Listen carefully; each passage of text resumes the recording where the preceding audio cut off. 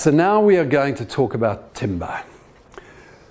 Timber has got to be one of the most widely used building materials on the market. Here in Australia, the frames are all built from timber, mostly softwood timber, pine. There are some people who lay out the extra and get a hardwood timber frame. Very expensive, lovely, but very expensive. But the softwood timber, a lot of it is FSC certified and so on, not treated.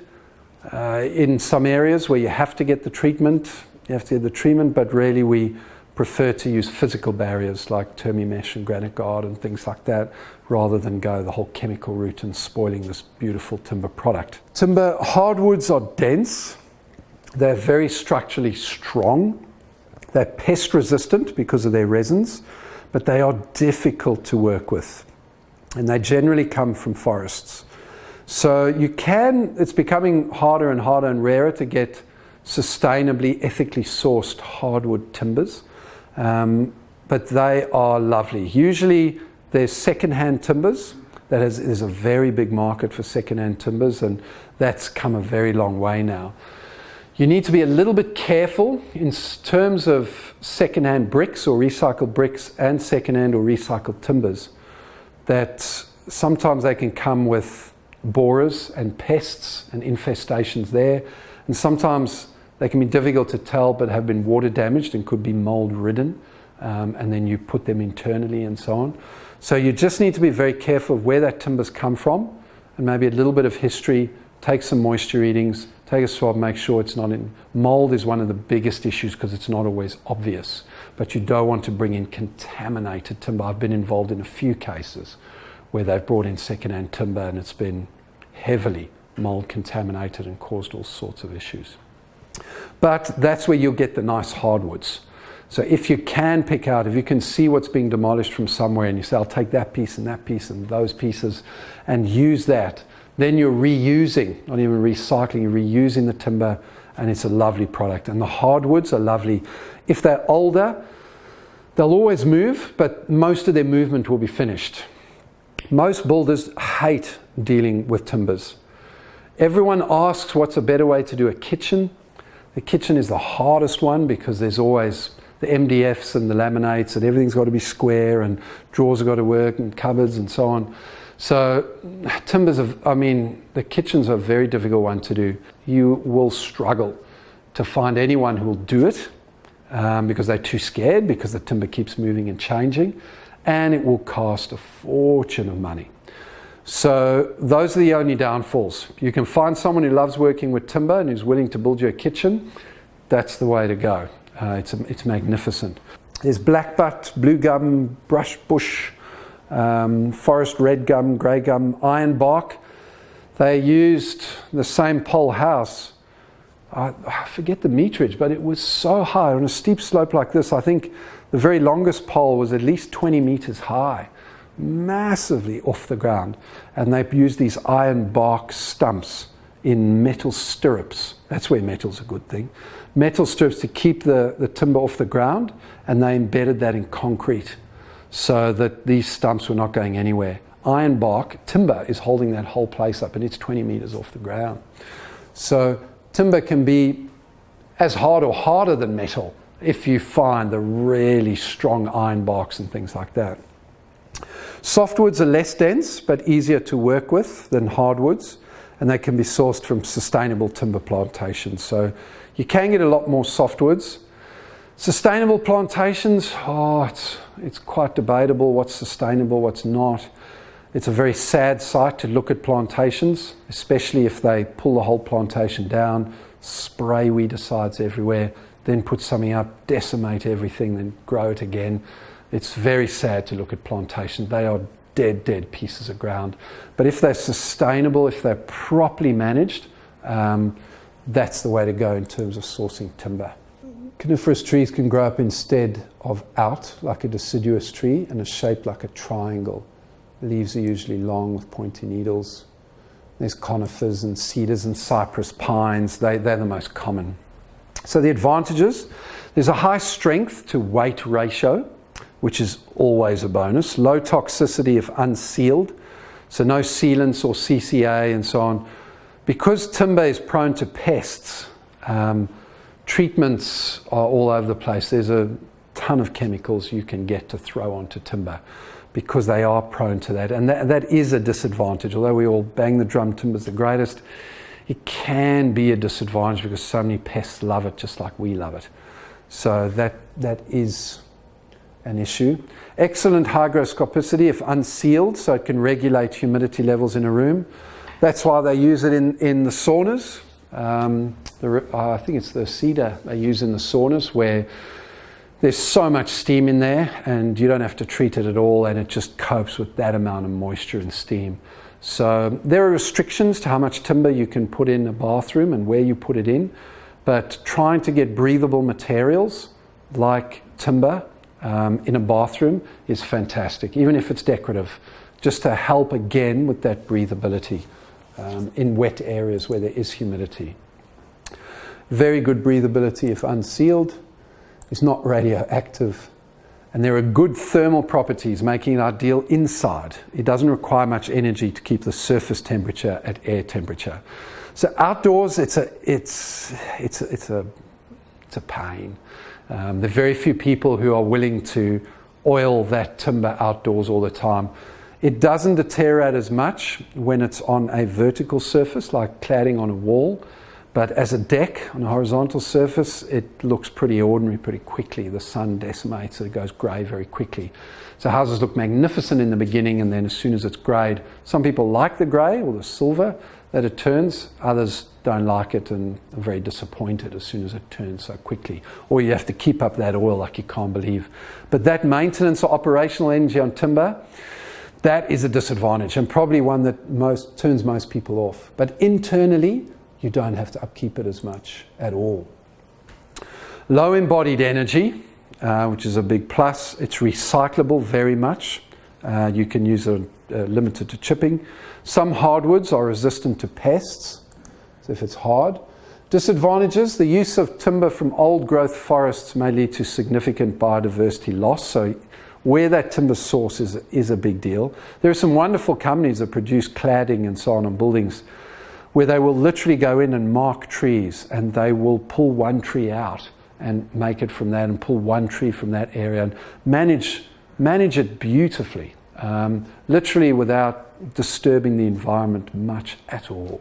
But they're, like in everything, there are ones that just decimate the place. They are high maintenance. You've got to oil it and oil it and oil it. Durability is low to moderate. So it depends on what timber, depends if the sun's hitting it and so on. Natural timber defects. So often there will be knots, and those knots dry out and then they form holes, and then that can compromise waterproofness and so on. Good hygroscopicity and low toxicity properties of timber are lost when it's sealed or painted. So you can have this beautiful timber product, but as soon as you start painting it and treating it and sealing it and whatever, well, you may as well use something else, because it kind of destroys a lot of the properties of that natural product. As building biologists, really hardcore building biologists, the ideal situation is they will go to a site, there will be trees on that site, they will see which way the tree is facing, they will basically mark where that tree is faced north, and they will mark the north facing part of the timber, the south and the east and the west facing part. You can imagine how things could go wrong there. But basically, as they plane it and they mill it, they'll put all the north facing timber together, all the south facing, and in your home, you'll put the timber in exactly the same facade. So all the north facing parts of timber of the tree will all go on the north part of the home, south on the south. So they have faced that way and put up with that weather all of their life, and you're just doing the same. You've milled it and used it, but you're putting it in the same place. It's a lovely concept, and that's the ideal. Not very often can that be achieved, but just to give you an example of what would be the ideal.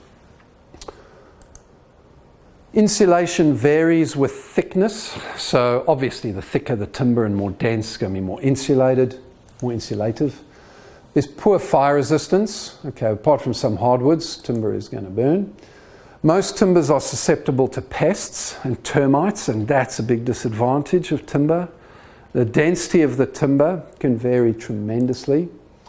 And the moisture that sits on the surface for longer than 48 hours may cause the timber to cup or warp and not allow and or rot, and they'll allow microbes like mold to proliferate.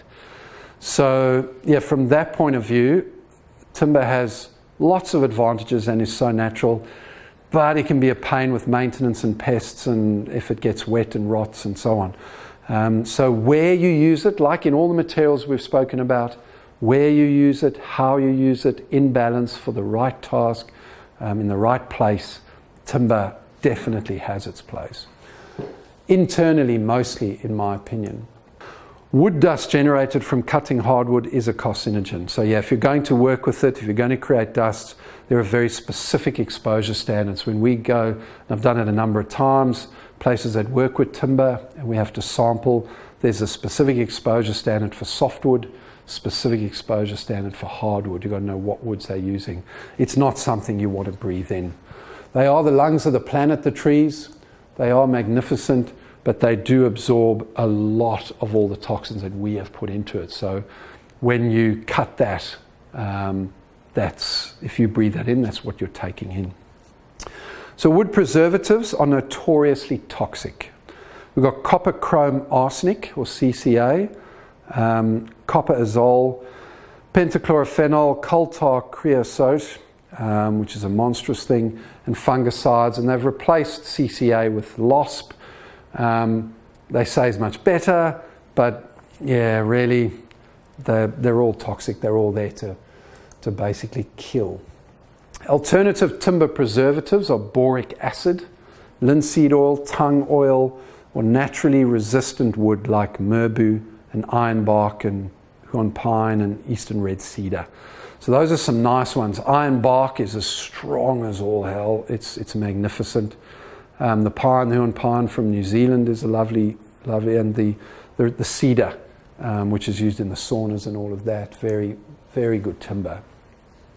Moisture content in timber that exceeds 15% will encourage microbes like bacteria and fungi to grow. So whenever we do mold, we do lots of moisture testing, and that's why when you buy second-hand timber, just do some moisture testing and see if there's a lot of residual moisture in there or not. Moisture content is the mass of moisture present in the wood divided by the mass of the wood. So with no moisture in it, and it's expressed as a percentage. So they're different. There's hardwood, softwood, and there's actually tables where there's all different species, and the moisture content allowable really varies a lot. So 15% is a very generalized mark that we go about. Really, if you're getting 16, 17, 18, getting to 19 or 20s, that there's an issue. It doesn't matter what the type of timber it is. And it's very dry if it's between 10 and 14 or so percent. So that's in moisture testing. Engineered wood products are made by shaving thin layers off a log and laminating each successful layer together, and then subjecting it to heat and pressure, or combining the wood chips with resin. So engineered wood products, they do involve a lot of glues and resins, because it's just a lot of pieces just stuck together in a sandwich and really pushed together under pressure. Very strong, and some people have always asked me, and it's a debate again, do they get metal or do they get an engineered wood product because it's so strong? They rather put that on, and engineers have to decide what sort of strength they need for that load bearing, and then you've got to decide, is it better for all the glues and the laminates, or better to get a piece of metal? But that's the debate. Particle board, for example, yellow tongue and chipboard and plywood and MDF, medium density fiber board. These are the boards we're not keen on. They are basically junk food for mold. So as soon as you've got they call it pre-digested timber. It's all these pieces of timber that are just glued and compressed together. Once moisture gets in that, it just blows up and mold just grows and grows and grows. You have to discard it. You can't dry it. Anything gets wet that is a composite board material must be thrown away. If it's water damaged, not just wet for 24 hours or something. Besides the formaldehyde and in the glues that are used to hold it all together. The disadvantages of engineered wood products: semi-volatile gases derived from the toxic glues like urea formaldehyde may outgas for years. And it's the perfect fast food for mold and damp. So we've discussed both of those. New engineered wood products are coming onto the market and they may be less toxic. And engineered wood products, laminated beams, may provide excellent strength. So that's that debate we're talking about. They say that phenol formaldehyde, once it is set and then it is used, it doesn't off-gas in the same way as urea formaldehyde off-gases.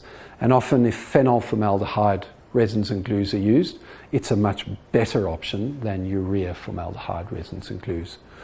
And that is 9 out of 10 for timber. You can't really, although it's prone to pests and all that type of thing, it's so natural, it's so versatile that when it's used in the right places and in balance and the right timber, it's hard to fault it in terms of giving 10 out of 10. It involves some maintenance and the pests, so we have to knock a bit off, but basically with timber, it's a high scoring 9 out of 10.